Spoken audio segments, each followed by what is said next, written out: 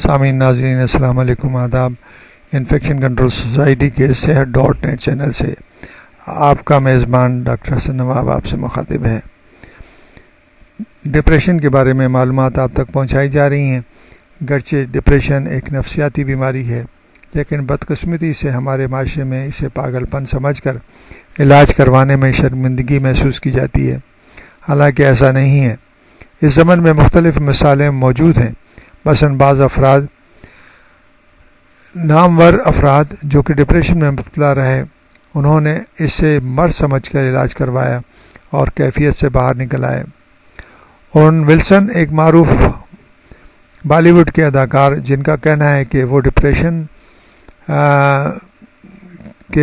نے ان کی ایسی حالت کر دی تھی کہ انہوں نے اپنی کلائیاں کاٹ کر ایک بار خودکشی کی کوشش کی، مگر وہ شکر گزار ہیں اپنے دوستوں کے، جن کی مدد سے وہ علاج کے بعد اس حالت سے نکلنے میں کامیاب ہو گئے۔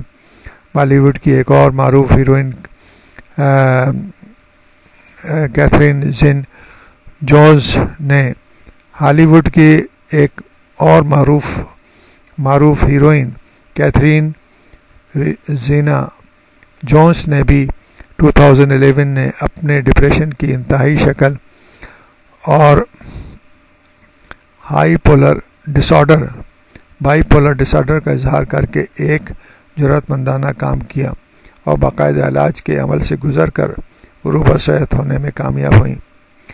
بائی پولر ڈسارڈر ڈپریشن کی ایک ایسی کیفیت ہے جس میں انسانی کیفیات یکساں نہیں رہتی، بلکہ وقتاً فوقتاً دورے پڑتے رہتے ہیں۔ کبھی مرض بہت ہائر ہو جاتا ہے تو کبھی بہت کم۔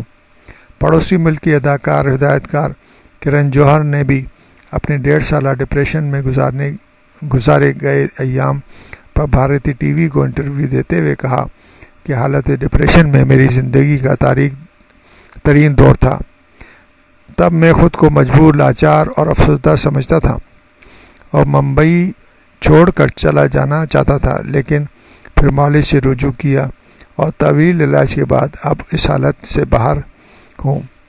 بھارت فلم انڈسٹری کے اتنے بڑے خاندان کے باوجود انہیں اکیلے پن کا احساس ہوا اور انہوں نے ڈپریشن کی جانب لے گیا۔ اس طرح ڈوین جونز، جو کہ ماضی میں معروف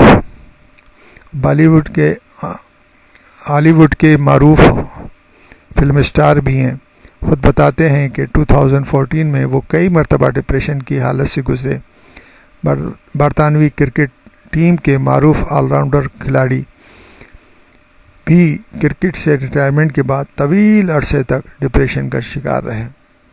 اس لیے ضروری ہے کہ ان باتوں کو سامنے رکھتے ہوئے اگر کوئی فرد ڈپریشن کا شکار ہوتا ہے تو اس کا علاج کیا جا سکتا ہے اور اپنے آپ کو ان مسائل سے آزاد کر سکتا ہے۔